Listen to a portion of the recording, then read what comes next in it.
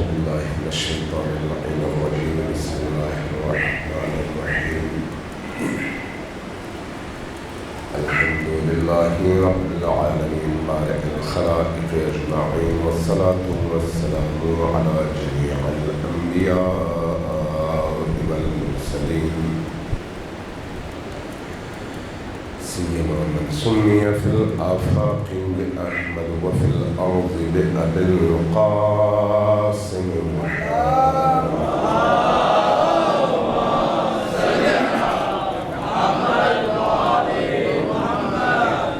والصلاة والسلام على أولاده الطيبين الطاهرين المعصومين الميامين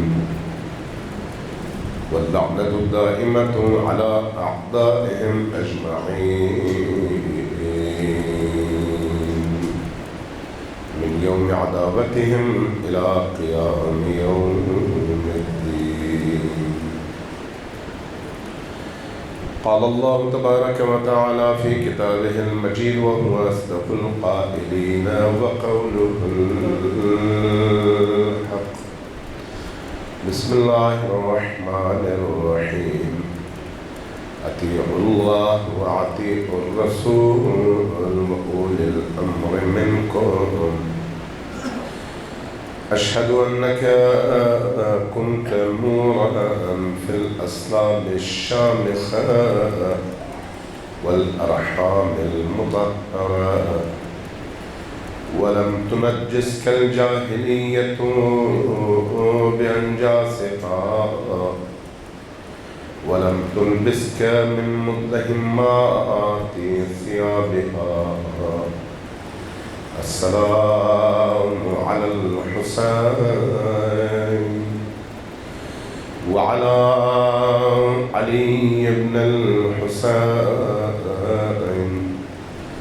وعلى أولاد الحسين وعلى أصحاب الحسين صلى الله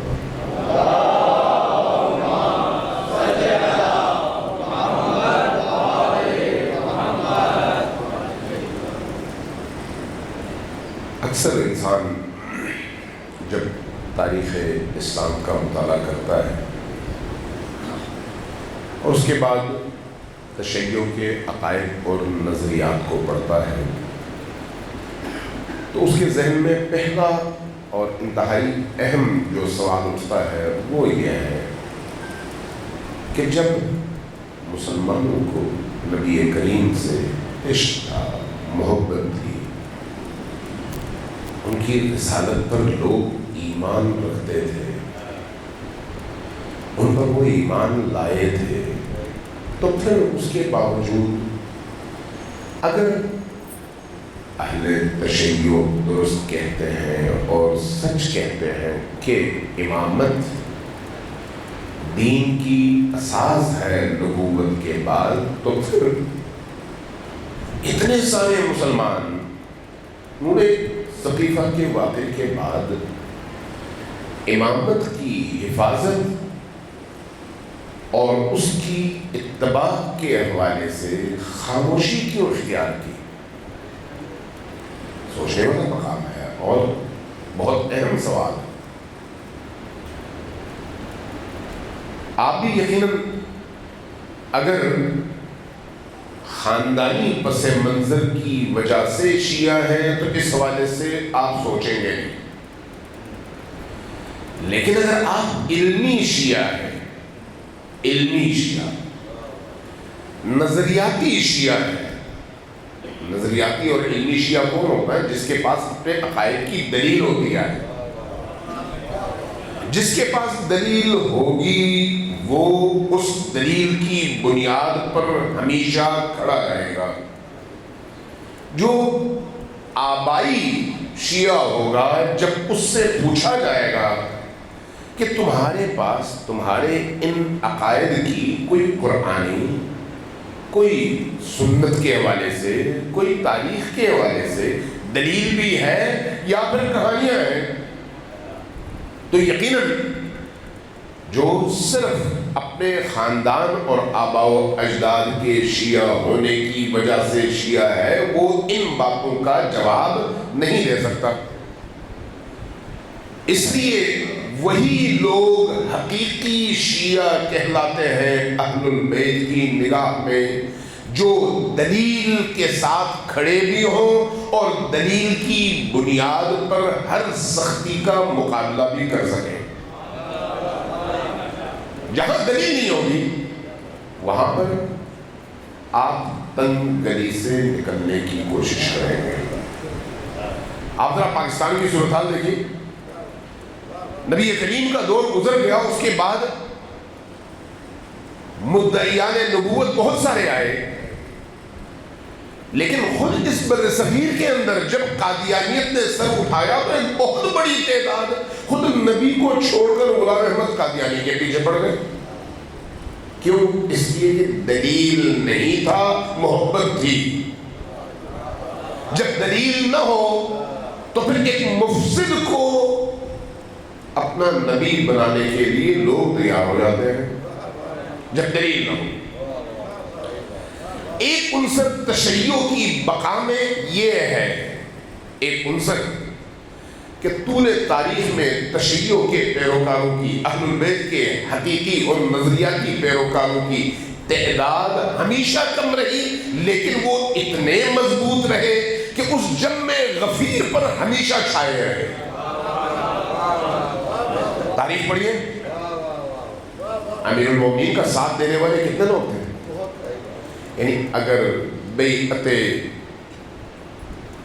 خلیفہ کے حوالے سے سقیفہ کے واقعے کے بعد آپ دیکھیں تو جن لوگوں کو مجبور کیا گیا اور انہوں نے بیعت نہیں کی، ان کے ساتھ جو ہوا سو ہوا، کسی کو کسی الزام کے تحت اور کسی کو کسی الزام کے تحت، جو بھی ہوا، لیکن خود اہل البیت کے حوالے سے اہل البیت کے گھر بیٹھ کر امیر المؤمنین کی ولایت و امامت کا دفاع کرنے والے لوگوں کی تعداد کتنی ہے؟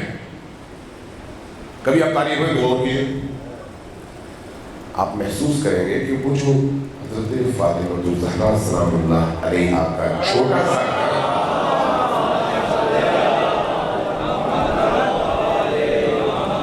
ان کی حویلی تو نہیں تھی، محل تو نہیں تھا، بہت بڑا کوئی مرکز تو نہیں تھا، چھوٹا سا گھر، دو کمروں، اس چھوٹے سے گھر کے اندر کتنے لوگ آ سکتے تھے؟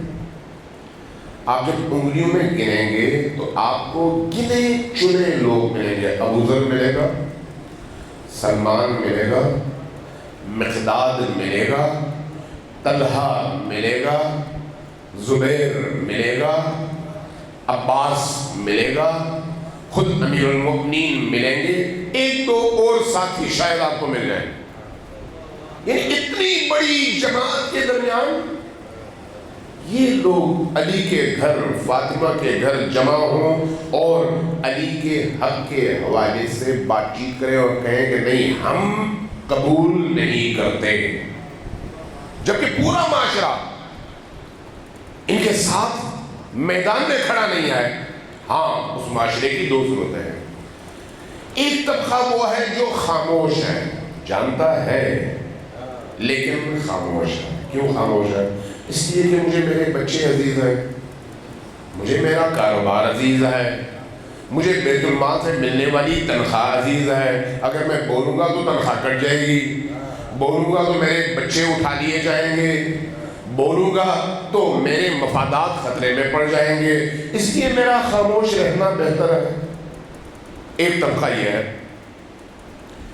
دوسرا طبقہ وہ ہے جس کو کچھ نہ کچھ مل رہا ہے، ہمارا ساتھ تو تمہیں ہم یہ دیں گے، ٹھیک ہے جی، کوئی مسئلہ نہیں، ہم آپ کے ساتھ کھڑے ہیں۔ کیوں کھڑے ہیں؟ اس لیے کہ ہمیں کچھ نہ کچھ حصہ ملے گا، حصہ ملے گا۔ ایک خاموش طبقہ عام عوام میں، ایک وہ طبقہ جس کا مفاد کسی نہ کسی شکل میں سسٹم کے ساتھ وابستہ ہے، اور ایک وہ طبقہ جو اس معاشرے کے اندر قبائل کا سردار ہے، قبائل ان کے ہاتھ میں ہیں، اب وہ یہ سمجھتے ہیں کہ جب ہماری باری لگے گی تو ہمیں بہت بڑے بڑے فیصلے کرنے ہوں گے اور اس اقتدار میں ہمارا ایک رول ہوگا۔ اس لیے آپ یہ دیکھتے ہیں کہ جب سقیفہ میں محفل سجتی ہے تو ایک صاحب اٹھ کر کہتے ہیں منا امیر و منکم امیر، ایک امیر تمہاری طرف سے ہوگا، ایک امیر ہماری طرف سے ہوگا، بنی ہاشم گھر میں رہیں، ان کی کوئی ضرورت نہیں ہے۔ کیوں؟ اس لیے کہ مادی نگاہ سے ابھی قبائلی عصبیت ذہنوں میں موجود ہے۔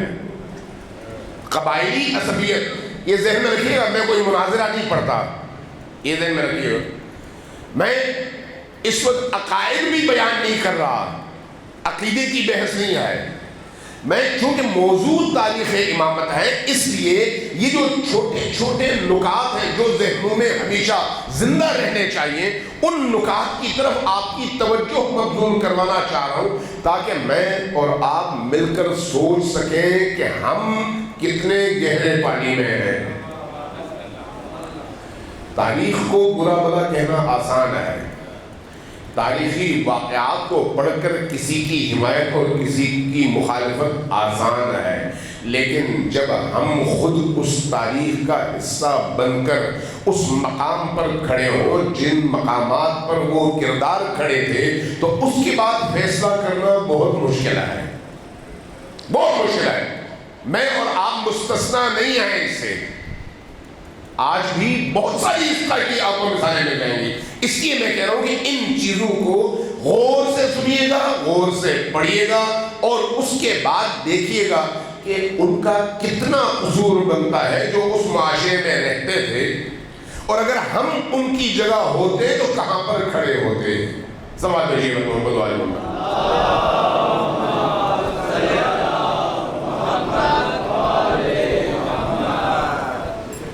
ایک دفعہ پھر سروات بھیجیے گا محمد والے محمد۔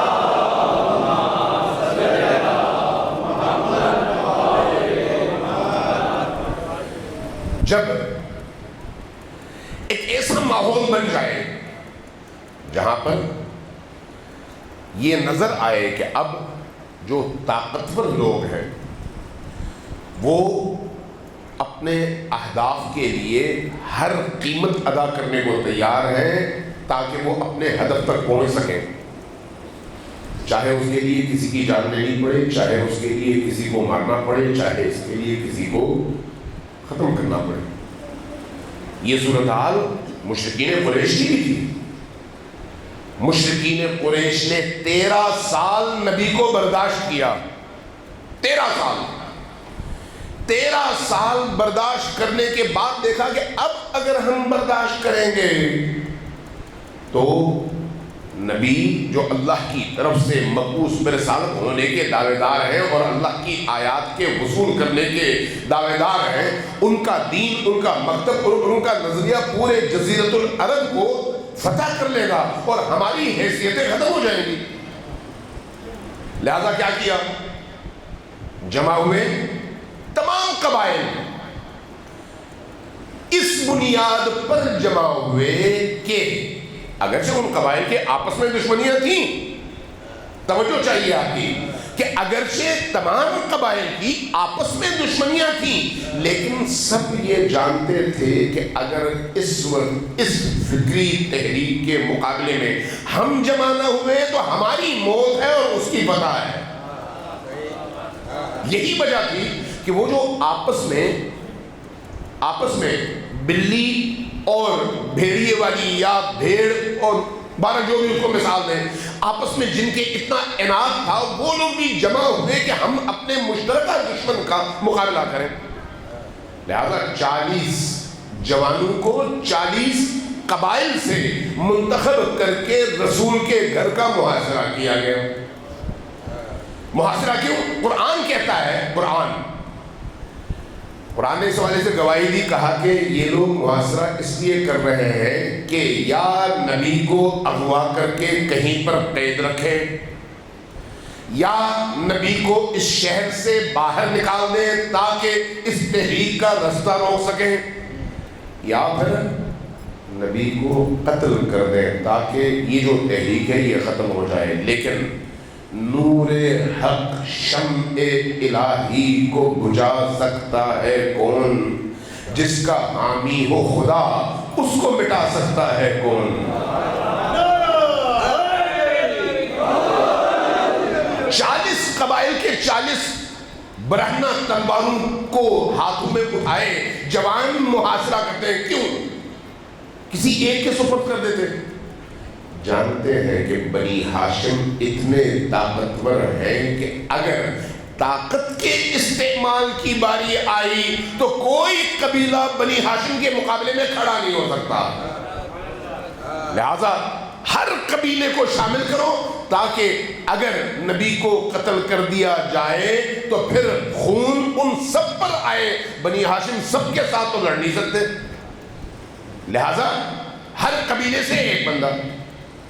یہ جو ہم لیلۃ المبیت شب ہجرت پڑھتے ہیں نا، آپ لوگوں نے ہمیشہ فضائل پڑھے ہیں یعنی کمالات، لیکن اور سنا بھی یہی ہے، عادت نہیں ہے تجزیے کی، اور نہ ہم عام طور پر ممبروں سے اس کا تجزیہ سنتے ہیں کہ بھئی کمال اپنی جگہ، اس میں کوئی شک نہیں کہ علی سے زیادہ باکمال نبی کے بعد زمین کے سینے پر کوئی انسان پیدا ہوا ہی نہیں، کوئی شک نہیں.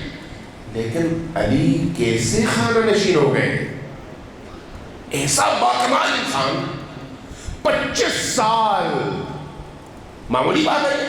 وہ شخص یا وہ شخصیت جس نے اسلام کی ہر جنگ میں حصہ لیا.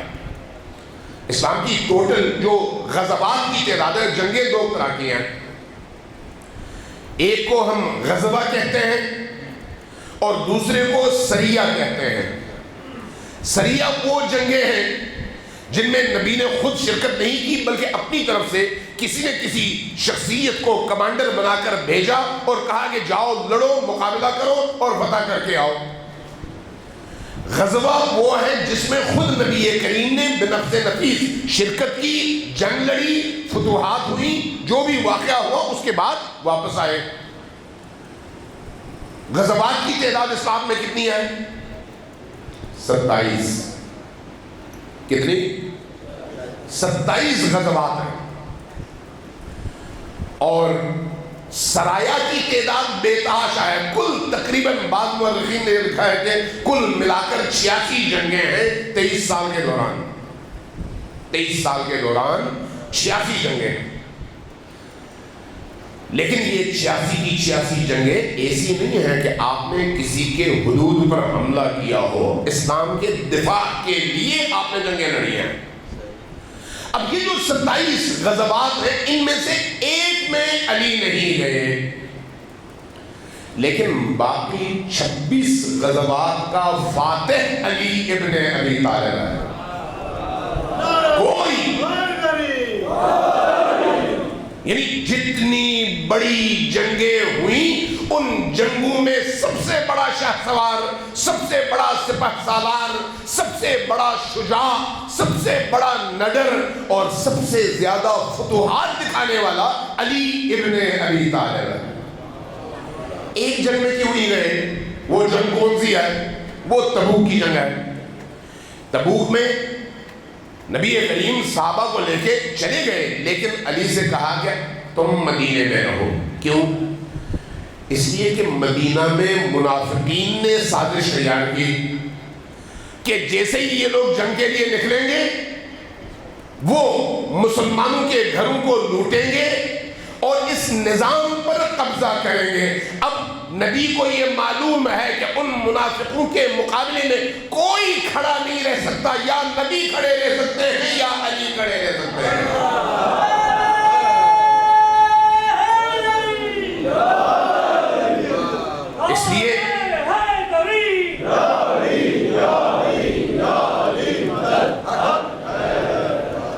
اس لیے خود تبوک کی جنگ میں گئے اور علی کو شہر میں چھوڑا کہ مدینہ کی حفاظت تمہارے ذمہ ہے. تو اس کا مطلب ہے علی تب بھی حالت جنگ میں تھے جب تبوک کی جنگ میں خود موجود نہیں تھے. اب آپ تجزیہ کریں کہ 40 قبائل کے جوانوں کے ہاتھوں میں تلوار دے کر بھیجا جاتا ہے کہ نبی کو قتل کر دو. نبی کریم کیا کرتے ہیں؟ نبی کریم امیر المؤمنین علی ابن ابی طالب کو اپنے بستر پر چھوڑتے ہیں اور فرماتے ہیں کہ تم نے میرے بستر پر سونا ہے اور میں نے نکلنا ہے.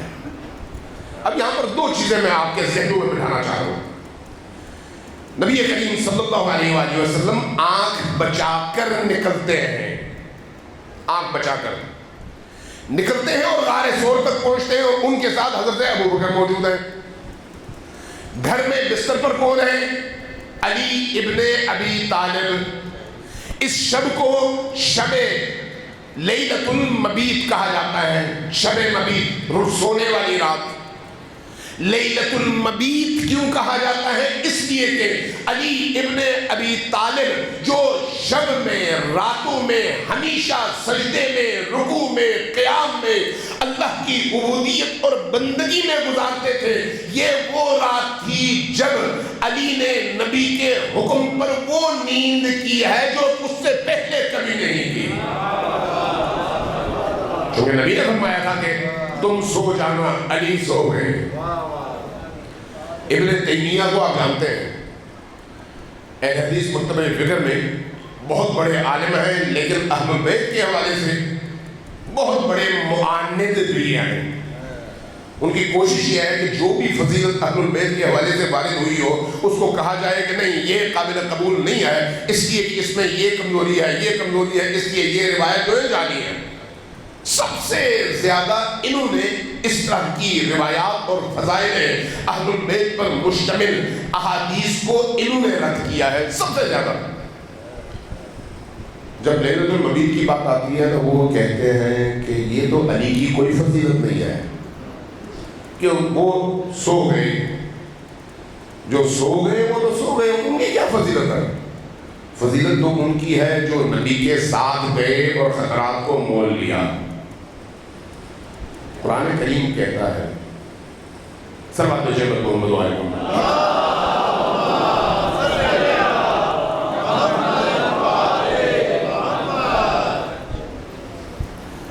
قرآن کریم کہتا ہے کہ جو لوگ اللہ کی راہ میں اپنے نفس کا سودا کرتے ہیں، اپنی جان اللہ کی رضا کے لیے بیچتے ہیں، ان کی قدر و قیمت صرف اللہ جانتا ہے، کوئی فرد بشر نہیں جانتا. اللہ پھر ان کے ساتھ کیا کرتا ہے؟ بزنس کرتا ہے. اللہ کچھ دیتا ہے اور کچھ لیتا ہے. ان اللہ یشتری، اللہ خریدتا ہے، نفسہ، اس کی جان کو خریدتا ہے. کس کی جان کو؟ ابتغاء مرضات اللہ، جو اللہ کی رضا کے لیے اپنے نفس کو بیچتا ہے. اور آیت نازل ہوئی کس کے بارے میں؟ علی ابن ابی طالب کے بارے میں. اسی لیلۃ المبیت کے حوالے سے نازل ہوئی کہ علی وہ ہیں جنہوں نے اپنے نفس کو اللہ کے ہاتھوں بیچا ہے. اور چونکہ نبی نے کہا تھا کہ آپ نے سونا ہے، علی سکون کے ساتھ سوئے اور فرمایا کہ میں نے ایسی نیند پوری زندگی میں کبھی نہیں کی تھی جیسی نیند اس رات میں نے کی ہے نبی کے بستر پر. جبکہ آپ ذرا تصور کریں، 40 تلوار بردار جنگجو حملہ آور ہو تو ایسے موقع پر ایک شخص سکون کے ساتھ سو سکتا ہے. بہرحال ابن تیمیہ کہتے ہیں کہ نہیں یہ تو کوئی کمال نہیں ہے.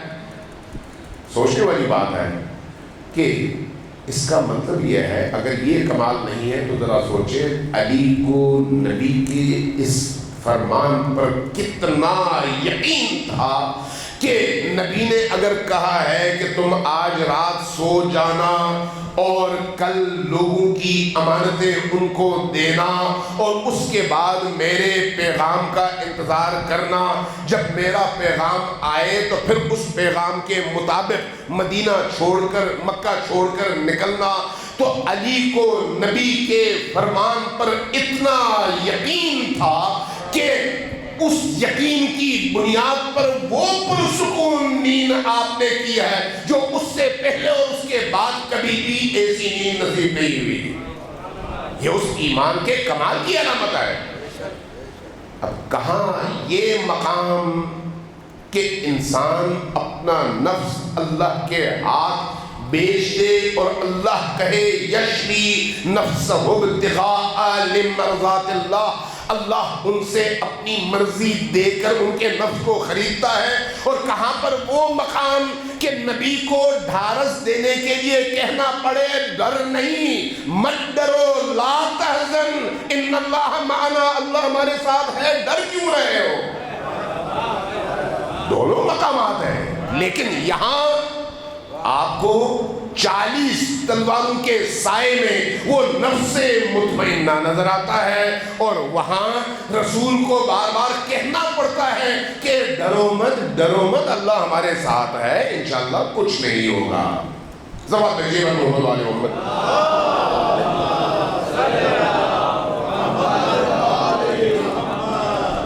اب آپ انہی احادیث کو، انہی آیات کو جب آپ مختلف کتابوں میں اور مختلف مفسرین کے ہاں تلاش کرتے ہیں تو دیکھتے ہیں بہت سارے لوگوں نے علی کی دشمنی میں ان آیات کے مصادیق ہی کو بدل دیا اور انکار کر دیا کہ نہیں بھی ان کا علی سے کسی طرح کا کوئی تعلق نہیں ہے۔ میں ایک صحابی کے بارے میں پڑھ رہا تھا، ان کو امیر شام نے 4,000 درہم عطا کیے کہ یہ کہو کہ یہ آیت علی کے بارے میں نہیں ہے بلکہ کچھ اور آیات جو منافقین کے بارے میں تھیں ان کے بارے میں مشہور کر دو کہ یہ آیات علی کے بارے میں، اور انہوں نے ایسا ہی کیا۔ یعنی دوسرے لفظوں میں وہ جو طبقہ صرف مفادات کے پیچھے ہے انہوں نے نہ نبی کی حرمت کا لحاظ کیا اور نہ ہی آل نبی کی حرمت کا لحاظ کیا، چونکہ مفادات اس میں پوشیدہ ہے۔ اور جن طبقات کا اقتدار خطرے میں تھا اہل بیت کی وجہ سے، انہوں نے اس اقتدار کے حصول کے لیے ہر وہ کام کیا جس سے اہل بیت کو اور دین کو نقصان پہنچے لیکن ان کا اقتدار محفوظ رہے۔ ائمہ اہل بیت نے اس کے مقابلے میں کیا کیا؟ علی بن ابی طالب نے اس کے مقابلے میں کیا کیا؟ آپ جانتے ہیں کہ تشیع اور تسنن، اہل تشیع اور اہل سنت کے درمیان بنیادی ترین اختلاف کا جو محور ہے وہ صحیفہ ہے امامت اور خلافت کا موضوع۔ کوئی دوسری رائے تو نہیں ہے، سب جانتے ہیں۔ ہم واضح طور پر امامت کے ایک نظریے کو قبول کرتے ہیں، مانتے ہیں، جس کے پیچھے ہمارے پاس لاجک ہے، فلسفہ ہے، دلیل ہے، آیات ہے، احادیث ہے، واقعات ہے، قرآن ہے، سنت ہے۔ اور دوسری طرف ہمارے اہل سنت دوست احباب خلافت کے اس موضوع کو مانتے ہیں جو واقع ہو گیا حادثاتی طور پر، یعنی اس کے پیچھے دلیل نہیں ہے، اس کے پیچھے بس واقعہ ہو گیا۔ اس لیے آپ دیکھتے ہیں کہ بخاری شریف میں ایک حدیث ہے کہ حضرت عمر ابن خطاب نے یہ کہا کہ کچھ لوگ کہتے ہیں کہ حضرت ابوبکر صدیق کی خلافت کا اعلان ایک بہت بڑا شر تھا۔ ہاں مانتا ہوں شر تھا، اللہ نے ہمیں اس شر سے محفوظ رکھا۔ یہ حضرت عمر فرماتے ہیں بخاری میں حدیث۔ کہنے کا مطلب یہ ہے، جو میں نقطہ آپ کے ذہن میں بٹھانا چاہتا ہوں، کہ ہم جو بات من حیث مکتب تشیع کرتے ہیں اس کے پیچھے ایک لاجک ہے، لیکن اس کے پیچھے ایک دلیل ہے، استدلال ہے، لیکن ہمارا عام معاشرہ اس استدلال سے ناواقف ہے۔ ہماری سب سے پہلی ذمہ داری یہ بنتی ہے کہ علی کی ولایت کو عقیدتاً نہیں بلکہ علماً بھی قبول کرے، پڑھیں اور اپنے ذہنوں میں اپنے دلوں میں بٹھائیں اور اپنے بچوں کو بتائیں کہ ہماری دلیل کیا ہے، تاکہ چاہے ہزاروں کا اجتماع ہو اور ہمارا ایک بچہ کھڑا ہو وہ کہہ سکے کہ میں سر اٹھا کر علی کا موالی ہوں، علی میرا امام ہے۔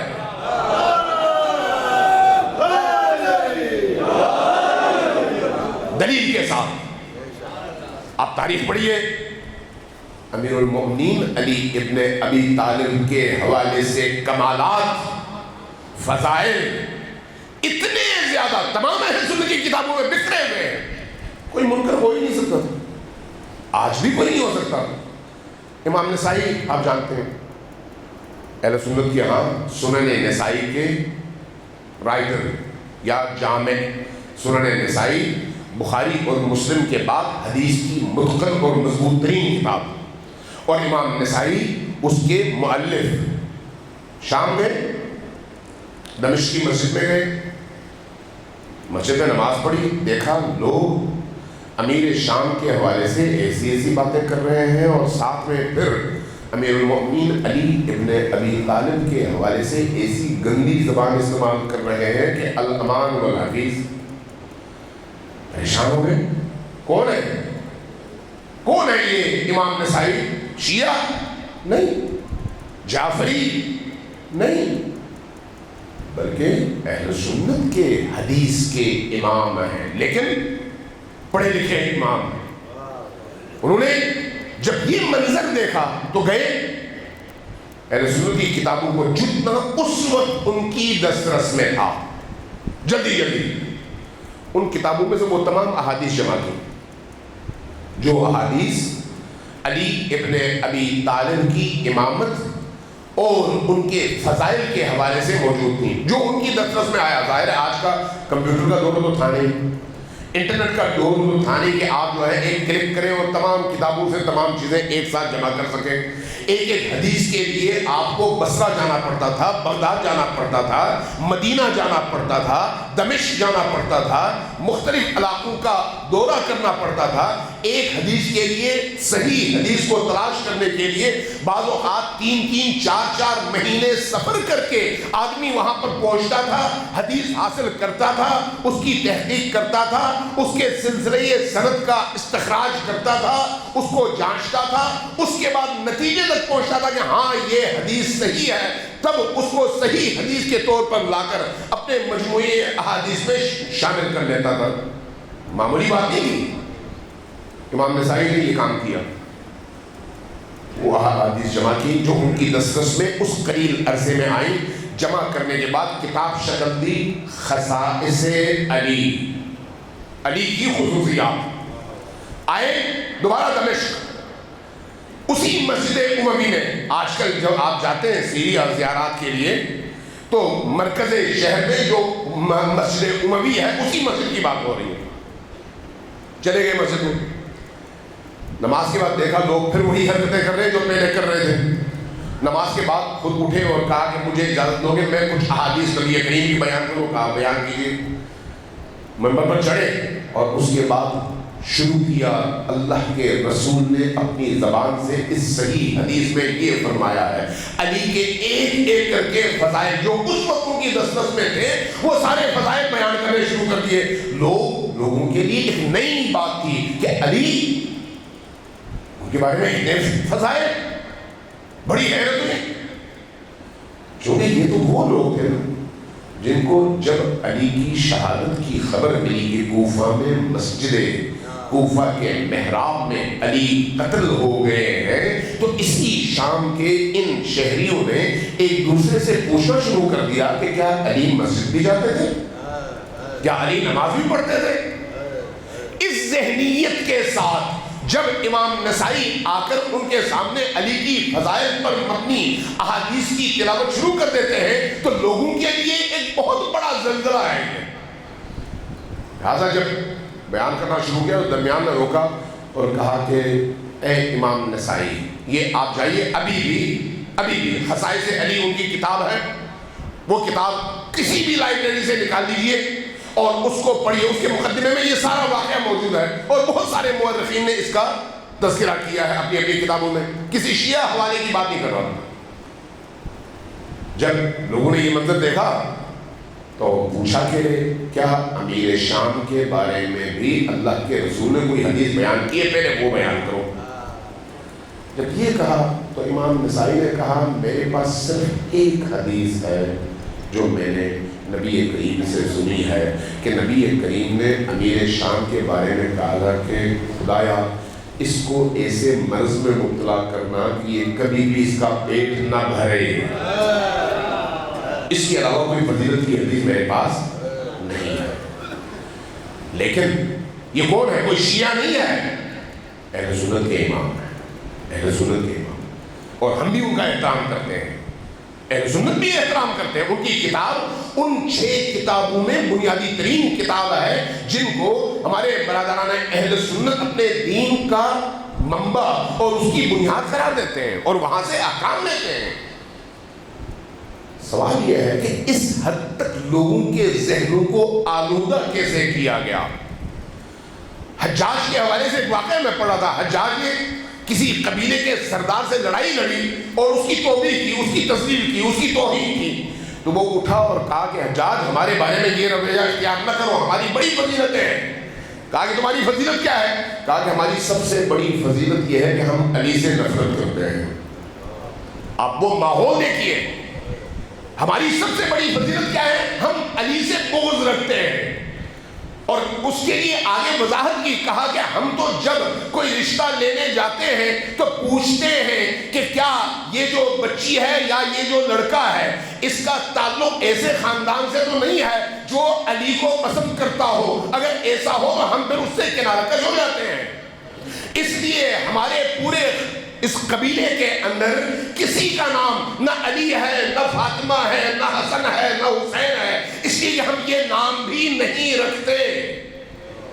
یہ وہ ماحول تھا. سوال یہ ہے کہ اس ماحول تک وہ اسلامی معاشرہ کیسے پہنچا جس اسلامی معاشرے کو رسول خدا نے اپنی زندگی کے آخری حج سے واپسی پر یہ پیغام دیا تھا کہ جس کا میں مالک ہوں علی اس کا مالک ہے، جس کا میں امام ہوں علی اس کا امام ہے، جس کا میں ولی ہوں علی اس کا ولی ہے، جس کا میں سردار ہوں علی اس کا سردار ہے. علی کو پکڑو اس لیے کہ علی نفاق اور ایمان کے درمیان حد فاصل ہے. جو علی سے محبت کرے مومن ہے اور جو علی سے دور ہو جائے وہ منافق ہے. وہ معاشرہ جو اس مقام پر پہنچا ہوا تھا اتنے کم عرصے میں تنزل کرتے کرتے کرتے کرتے اس مقام پر پہنچا کہ اب علی کا بغض اور علی کی نفرت اس معاشرے کا امتیاز بن گئی. وجہ کیا ہے؟ ان وجوہات کو تلاش کریں.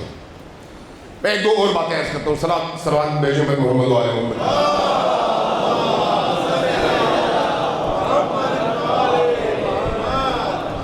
جو مجھے اگلی مجلس میں بھی جانا ہوتا ہے اس لیے میں گھبرا کے دیکھ رہا ہوں کہ کہیں ایسا نہ ہو کہ ادھر سے لیٹ ہو جاؤں اور ادھر آپ کا زیادہ ٹائم لے لوں. ایک دو پھر صلوات بھیجیے گا محمد و آل.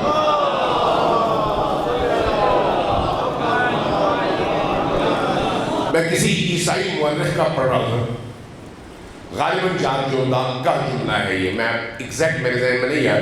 کہنے لگے کہ علی وہ مظلوم تاریخ ہے، تاریخ کے وہ مظلوم جن کے فضائل ان کے دشمنوں نے ان کے بغض میں چھپائے اور ان کے دوستوں نے اپنی جان کے خوف سے چھپائے.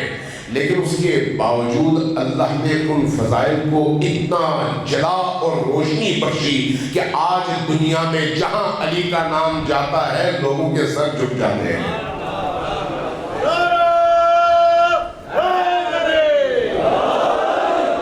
وجہ کیا ہے؟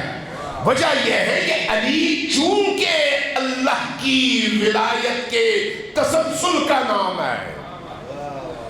اللہ جب کہتا ہے اطیعوا اللہ واطیعوا الرسول واولی الامر منکم، اللہ کی اطاعت کرو، اللہ کے رسول کی اطاعت کرو اور اولی الامر کی اطاعت کرو.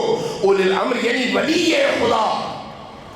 جب اللہ کہتا ہے انما ولیکم اللہ ورسولہ والذین آمنوا الذین یقیمون الصلاۃ ویؤتون الزکاۃ وہم راکعون، کہ تمہارا مولا، تمہارا آقا، تمہارا مالک، ولی اللہ کا ترجمہ کر رہا ہوں میں، انما ولیکم اللہ، اللہ تمہارا ولی ہے۔ اب یہاں پر آپ کہیں نا، ترجمہ کہیں کہ اللہ تمہارا دوست ہے، توجہ ہے آپ کی؟ توجہ نہیں دی آپ نے؟ ترجمہ کریں نا کہ اللہ تمہارا دوست ہے، اللہ تمہارا دوست ہے نہیں، اللہ تمہارا مالک ہے۔ اگر غدیر میں دوست ہے تو یہاں پر اللہ بھی دوست ہے، اور اگر یہاں پر اللہ تمہاری جانوں کا مالک ہے تو غدیر میں علی بھی مالک ہے۔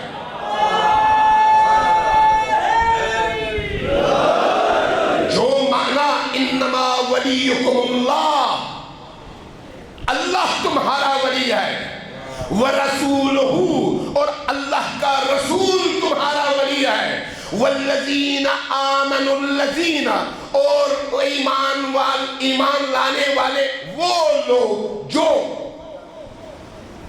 یقیمون الصلاۃ، نماز قائم کرتے ہیں، نماز کو حیات دیتے ہیں، نماز کو زندہ کرتے ہیں، نماز کو پھیلاتے ہیں، نماز پڑھتے ہیں، وَيُؤْتُونَ الزَّكَاةَ، اور زکوٰۃ دیتے ہیں کس کیفیت میں؟ جب وہ رکوع میں ہوتے ہیں۔ کون تھا پوری تاریخ میں رکوع کے عالم میں زکوٰۃ دینے والا؟ علی ابن ابی طالب، علی ابن ابی طالب۔ جب قرآن ان آیات میں بتاتا ہے، اگر آپ یہی نقطہ عرض کر کے اپنی گفتگو ختم کروں گا، اسی آیت کو دیکھیے، کیا اس آیت میں کہیں پر ایسی بات ہے کہ اللہ تمہارا ولی ہے؟ جہاں پر اللہ کی ولایت ختم ہو جائے گی، اس کے بعد نبی کی ولایت شروع ہوگی، وہ ولی ہوں گے، اور جب وہ دنیا سے چلے جائیں گے تو پھر اس کے بعد کوئی اور تمہارا ولی ہوگا جس کی یہ صفات ہوں گی؟ کیا ایسا ہے؟ کیا ان کے درمیان فاصلہ ہے کہ اللہ کی ولایت اور ہے، نبی کی ولایت اور ہے، اور ولی کی ولایت اور ہے؟ نہیں، ایسا کوئی فاصلہ قرآن نے تو نہیں دکھایا۔ قرآن کہتا ہے جہاں اللہ تمہارا ولی ہے وہی نبی تمہارا ولی ہے، جہاں نبی تمہارا ولی ہے وہی علی تمہارا ولی ہے۔ قرآن یہ کہتا ہے انما ولیکم اللہ ورسولہ والذین آمنوا الذین یقیمون الصلاۃ۔ علی مسجد میں ہے، نماز میں مصروف ہے، ایک ضرورت مند داخل ہوتا ہے، تمام لوگوں سے پوچھتا ہے، ہاتھ بڑھاتا ہے، کہتا ہے کوئی ہے جو اس فقیر کی مدد کر سکے؟ مجھے مدد کی ضرورت ہے۔ ساری مسجد بھری ہوئی ہے لیکن سب خاموش، کوئی ہاتھ نہیں بڑھاتا۔ علی بھی خاموش ہے، وہ بھی نماز میں مصروف ہے۔ ایک وقت آتا ہے جب وہ سائل پلٹنے لگتا ہے، پلٹنے سے پہلے کہتا ہے کہ باراللہ تو گواہ رہنا، اللہم اشہد، اے اللہ تو گواہ رہنا کہ میں نے ان سب سے مانگا لیکن کسی نے میری مدد نہیں کی۔ جہاں سائل نے اللہ سے مانگا وہی اللہ کے ولی نے ہاتھ آگے کیا کہ اب تم نے بندوں سے نہیں اللہ سے مانگا ہے، میں اللہ کا نمائندہ ہوں، آؤ اور اپنا حق لے کر جاؤ۔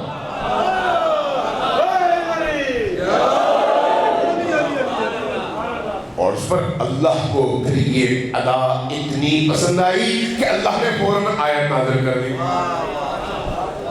کچھ علی دشمنوں نے ان آیات کا بھی انکار کر دیا، نہیں یہ آیت تو علی کے بارے میں ہے ہی، اور مختلف توجیحات شروع کر دی۔ میں ان توجیحات پر نہیں جاتا چونکہ ٹائم نہیں ہے۔ اور کچھ نے کہا کہ یہ تو کوئی بڑی بات نہیں ہے، علی کے ہاتھ میں انگوٹھی تھی اور انگوٹھی بہت قیمتی تھی، بہت مہنگی انگوٹھی تھی۔ جیسے آج کل بعض دنیا دار لوگوں کے ہاتھوں میں انگوٹھی ہوتی ہے اور اس کی قیمتیں بہروخانی منڈیوں میں لگتی ہے، گویا اس طرح کا تصور پیش کرتے ہیں علی کے ہاتھوں میں اتنی قیمتی انگوٹھی تھی، اس لیے اللہ کو بڑا پسند آیا۔ یہ مادی سوچ تمہیں مبارک ہو، اللہ کے لیے سونے اور مٹی میں اللہ کے لیے کوئی فرق نہیں ہے، اللہ کے رسول کو ہیرے اور پتھر میں کوئی فرق نظر نہیں آتا، ہیرا بھی پتھر ہے اور پتھر بھی پتھر ہے۔ جہاں اللہ کا رسول، اللہ کا ولی کسی چیز کو چھو دے وہ کائنات کی سب سے قیمتی چیز بن جاتی ہے،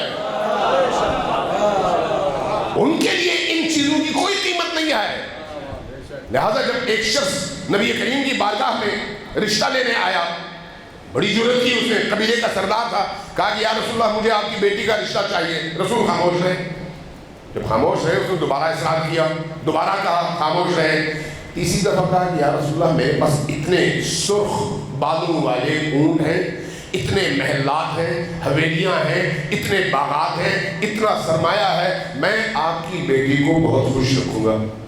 جو ہماری مادی سوچ ہے ہمارے معاشرے کے اندر، آج بھی ہم اسی طرح کی مادی سوچ میں گم ہیں، اس لیے جب رشتے کرنا چاہتے ہیں تو یہ دیکھتے ہیں کہ لڑکے کے پاس پیسہ کیا ہے، بینک بیلنس کیا ہے، اور اس کا پیسوں کا بیک گراؤنڈ، مادی بیک گراؤنڈ کیا ہے۔ یہ نہیں دیکھتے کہ اس کے اندر کتنا ایمان ہے، یہ نہیں دیکھتے کہ وہ کتنا متقی ہے، یہ نہیں دیکھتے کہ کتنا وہ علی کا چاہنے والا ہے، یہ نہیں دیکھتے کہ اس کی زندگی کتنی پاکیزہ ہے، یہ دیکھتے ہیں اس کے پاس بینک بیلنس کیا ہے، اس کے پاس گاڑی ہے نہیں ہے، اپنا مکان ہے یا نہیں ہے۔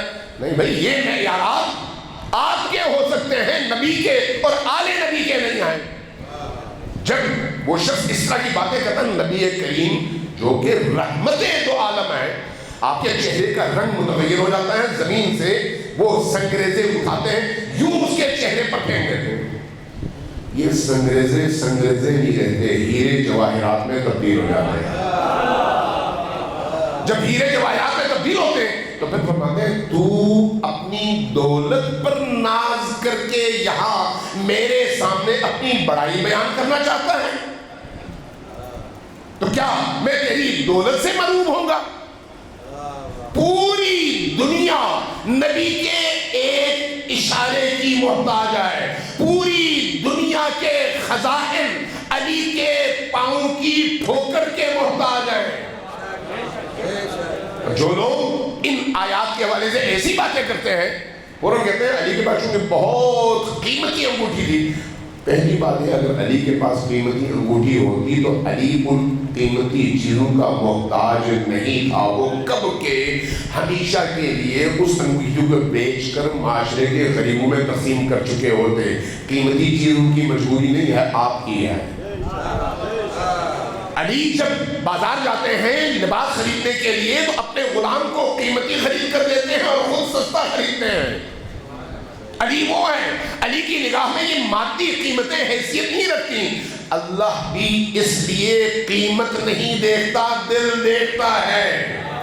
علی کا دل اللہ کا گھر ہے، عرش الرحمن ہے، اس لیے جب اس دل میں اللہ دیکھ رہا ہے کہ علی جو قدم اٹھاتے ہیں وہ صرف اور صرف اپنے رب کی رضا کے لیے اٹھاتے ہیں، تو وہاں پر اللہ بھی اپنی مرضی علی کے ہاتھوں کو روک کر دیتا ہے۔ صلوات بھیجیے پر محمد والے۔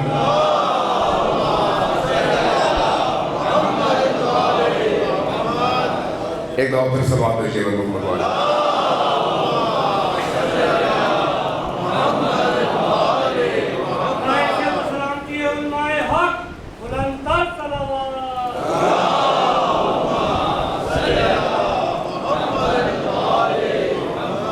کربلا علی کی ان عظمتوں کا وہ شاہکار ہے جہاں پر ہم علی اور اولاد علی کی قربانیوں کے وہ مظاہر دیکھتے ہیں جس کی مثال پوری تاریخ انسانیت میں کہیں نہیں۔ وہ مظاہر آج ایک ایسی ہستی کا میں تذکرہ کرنا چاہتا ہوں جو شبیہ رسول ہے۔ حسین فرماتے ہیں کہ یہ علی اکبر وہ جوان ہے کہ جب میرا دل تڑپتا ہے کہ میں کسی طرح سے رسول کے جمال انور پر نگاہ دوڑاؤں تو تب میں علی اکبر کو بلاتا ہوں، اس کے چہرے کو دیکھتا ہوں۔ وہ جوان علی اکبر کوئی معمولی جوان نہیں ہے، معمولی جوان نہیں۔ علی اکبر وہ ہے جو مدینہ میں اپنی کرامت نفس کے حوالے سے زبان زد عام اور معروف ہیں۔ اس لیے کہا جاتا ہے کہ جب محتاج، ضرورت مند، فقیر، فقراء مدینہ میں باہر سے آتے تھے اور ان کو تلاش ہوتی تھی کوئی ان کی مدد کرے اور وہ کہتے تھے کوئی ہے جو ہماری مدد کرے، تو لوگ کہتے تھے بنی ہاشم کے کوچے میں داخل ہونا جس گھر کے دروازے کے اوپر چراغ جل رہا ہو دن کی روشنی میں، یہ علامت ہوتی تھی کرامت نفس کی، سخاوت کی۔ جس گھر کے دروازے پر چراغ جل رہا ہو اس پر دستک دینا، خالی ہاتھ نہیں لوٹو گے۔ جب وہاں پر جاتے تو پتہ چلتا یہ علی کے پوتے اور حسین ابن علی کے دلبند علی اکبر کا گھر ہے، اور جب محتاج مانگتا تو جو ہوتا سب کچھ عطا کیا جاتا اور دامن بھر کے بندہ واپس آتا۔ علی اکبر وہ علی اکبر۔ بعض مورخین نے لکھا کہ جب گھر سے باہر نکلتے تھے تو لوگ رک جاتے تھے چونکہ جمال نبوی کا نظارہ کرتے تھے۔ کربلا میں بھی ایسا ہی منظر تھا۔ امام حسین علیہ السلام جب سارے اصحاب شہید ہو گئے اور اہل البیت کی باری آئی تو ایسے موقع پر حضرت علی اکبر آئے امام حسین کی بارگاہ میں، مولا اب مجھے اجازت دیجیے، چونکہ بیٹے کا معاملہ ہے، لوگوں کے بیٹے تو شہید ہوئے ہیں، اصحاب تو شہید ہوئے ہیں۔ حسین بن علی نے ایک لمحے کے لیے درنگ نہیں کیا، سوچا نہیں، کہا بیٹا میری طرف سے اجازت ہے تم جاؤ، لیکن ایک کام کرنا، پہلے خیموں میں جاؤ اور اپنی پھوپھی اماں سے اور باقی مخدرات سے اجازت دے دو۔ زینب سلام اللہ علیہا کا جو رشتہ ہے نا حضرت علی اکبر سے وہ بڑا عجیب و غریب ہے۔ زینب عشق کرتی ہے علی اکبر سے، عشق کی حد تک ان کو محبت ہے، اس لیے اپنے ہاتھوں پالا پوسا ہے۔ ٹائم کم ہے، میں تفصیل میں نہیں جا سکتا، اپنے ہاتھوں سے پالا پوسا ہے۔ اس لیے جب علی اکبر خیام میں آئے تو اونچی آواز سے کہا السلام علیکم یا اہل بیت النبوہ، اے نبوت کے گھر والوں اور گھر والیوں، آپ سب پر میرا سلام ہے، مجھے اجازت دیجئے، اب میں جانا چاہ رہا ہوں، اب ہماری ملاقات بہشت میں ہوگی۔ جب یہ کہا ساری مخدرات جمع ہو گئی، بیویاں جمع ہو گئی، چھوٹے چھوٹے معصوم بچے جمع ہو گئے، اور جب یہ سب جمع ہو گئے تو سب نے علی اکبر کو اپنے آپ سے لپٹا لیا۔ ایسی کیفیت تھی کہ شیخ جعفر شوستری کہتے ہیں کہ یہ وہ منظر تھا جس کو دیکھ کر حسین بلک بلک کر روئے اور ایسے لگ رہا تھا کہ ابھی حسین کی جان نکل جائے گی، بلک بلک کر روئے جب یہ منظر دیکھا کہ کس طرح سے اس نوجوان کو یہ خواتین رخصت کر رہی ہیں۔ بڑی مشکلوں سے یہ نوجوان ان خواتین سے رخصت ہوا اور میدان کی طرف آیا۔ مختصر کر رہا ہوں، لیکن جب وہ میدان کی طرف جانے لگے تو منظر عجیب تھا، منظر عجیب تھا۔ کیسا منظر تھا؟ تاریخ نویسوں نے لکھا ہے کہ جب علی اکبر میدان کی طرف جانے لگے تو حسین سے رخصت ہونے کے بعد جیسے ہی آگے بڑھے محسوس کیا کوئی پیچھے آ رہا ہے۔ کیا دیکھا؟ حسین کا ہاتھ کمر پر ہے، کمر جھک رہی ہے اور اپنے بیٹے کے پیچھے آہستہ آہستہ قدم اٹھاتے ہوئے آ رہے ہیں۔ واپس پلٹے، بابا سے کہا بابا آپ جائیے، آپ آرام کیجئے، مجھے اجازت دیجئے میں جا کے لڑوں۔ لیکن حسین کی جان علی اکبر میں ہے، حسین کے عشق کا محور علی اکبر ہے، لہذا کیسے جانے دے، کیسے اپنا دل علی سے، علی اکبر سے الگ کریں۔ روتے رہے اور کہتے رہے۔ ایک جملہ وہاں پر ارشاد فرمایا، عجیب جملہ تھا اور تاریخ کے تمام مصنفین نے لکھا ہے، قد برأش اللہم اشہد، بارگاہ تو گواہ رہنا، قد برز الیہم غلام، اب میں نے اپنے خاندان کا وہ جوان ان اشقیاء کی طرف بھیجا ہے جو اشبہ الناس خلقا و خلقا و منطقا برسول اللہ، جو اپنے خلق کے اعتبار سے، اپنی گفتگو کے اعتبار سے، اپنے لب و لہجے کے اعتبار سے، اپنے قد کاٹ کے اعتبار سے تیرے پیارے رسول کا شبیہ تھا۔ گویا جب علی اکبر چلتے تھے لگتا تھا رسول جا رہے ہیں، جب بولتے تھے لگتا تھا رسول بول رہے ہیں، جب ان کے چہرے پر نگاہ پڑتی لگتا رسول کا چہرہ ہے۔ ایک ایسا جوان میدان کی طرف جا رہا ہے۔ میدان میں چلے گئے اور جا کر حملہ کیا، اپنا تعارف کروایا، اشقیاء پر پل پڑے اور سینکڑوں کو فنار کیا۔ ایک وقت آیا بہت زیادہ تھک گئے، جب اس تھکن کی کیفیت میں نڈھال ہوئے वापस आए बाबा की बारगाह में। 2 नुक्ते अर्ज करूंगा। बाबा की बारगाह में वापस आए, कहा कि बाबा जान कद अजहदनी, मुझे इस प्यास ने इतना निढाल कर दिया है कि अब ये तलवार मुझसे उठाई नहीं जाती, क्या आप मुझे 2 घूंट पानी के पिला सकते हैं? 2 घूंट पानी के चाहिए। अब अब्दुल्लाह हुसैन के लिए बड़ा सख्त है कि ये शबी है रसूल जवान बेटा बाबा से पानी मांगे और बाबा उसको पानी न दे पाए। बहुत सख्त है कि बाबा से मांगे और बाबा पानी न दे पाए। कहा बेटा आ जाओ जरा मेरी जबान अपने मुंह में ले लो और देख लो, अगर कुछ है वो चूस दो, फिर चले जाना। लेकिन याद रखना बहुत कम वक्त रह गया है, तुम जाओगे मेरे जद की बारगाह में, मेरी वालिदा फातिमा ज़हरा की बारगाह में, वो तुम्हें सेराब करेंगे। इस जवान ने आगे बढ़कर ज़बाने हुसैन को अपने मुंह में लिया, लेकिन तारीख ने लिखा है कि झटका खा के पीछे चले गए। कहा कि बाबा आपकी ज़बान तो मुझसे भी ज्यादा खुशक है, आपकी ज़बान तो मुझसे भी ज्यादा खुशक है। बाबा आप इतने कैसे हैं? और आपने बताया। बाज अहले दिल ने लिखा है कि यहाँ पर अली अकबर ने अपने बाबा से कहा बाबा अब मुझे इजाजत दीजिए कि मैं मर सकूं और मैं जामे शहादत नोश कर लूं।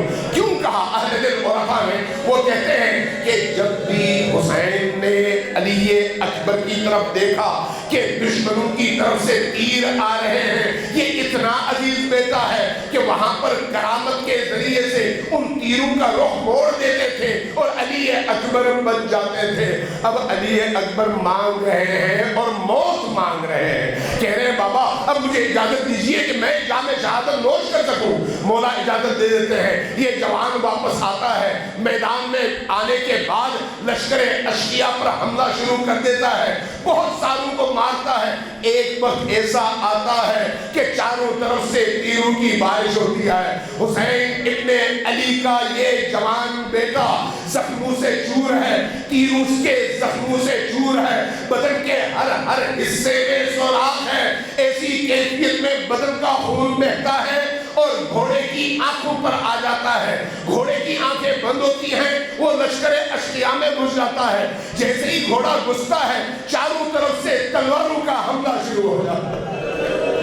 उन तलवारों के हमलों में फकत तऊहु इरबन इरबा, मुहद्दिसीन ने और तारीख नबीस ने लिखा है कि जिस्म के टुकड़े होने लगे। एक वक्त आया कि अली अकबर ने आवाज दी कि बाबा अब आइए, अली अकबर को संभालिए, मेरा आखिरी वक्त आ गया है।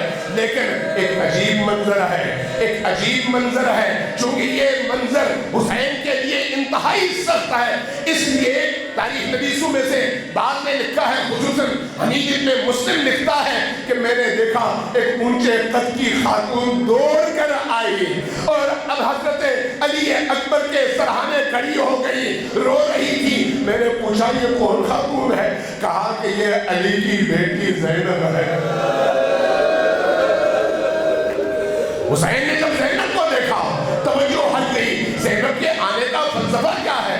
बाद मुहद्दिसीन ने लिखा है ज़ैनब इसलिए अली अकबर के सराहने आई कि हुसैन के इश्क की कैफियत को जानती थी। उन्हें खौफ था कि कहीं जवान बेटे की इस कैफियत को देखकर हुसैन की रूह न निकल जाए, इसलिए सराहने आई ताकि हुसैन की तवज्जो बटे। जैसे ही हुसैन ने ज़ैनब को देखा, ज़ैनब को ख़याम में पहुंचाया, अपने जवानों से कहा कि अली अकबर को उठाओ। अली अकबर को अपनी आगोश में रखा, अपने अपने जानों पे उनका सर रखा।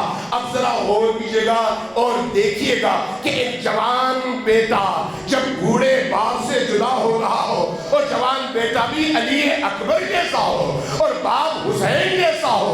इमाम सादिक अलैहिस्सलाम से किसी ने पूछा कि या रसूलल्लाह सबसे कीमती मता इंसान की जिंदगी में क्या है? फरमाया जवान बेटा है। कहा कि सबसे बड़ी मुसीबत क्या है? कहा कि उस जवान बेटे का बिछड़ जाना। हम پڑھتے ہیں کہ جب حضرت ابراہیم علیہ السلام نے اسماعیل کو قربانگاہ تک پہنچایا، چھرا ان کے گلے پہ رکھا اور جب ذبح کرنے لگے تو اللہ تبارک و تعالیٰ نے اسماعیل کو بچا لیا اور بھیڑ آ گیا۔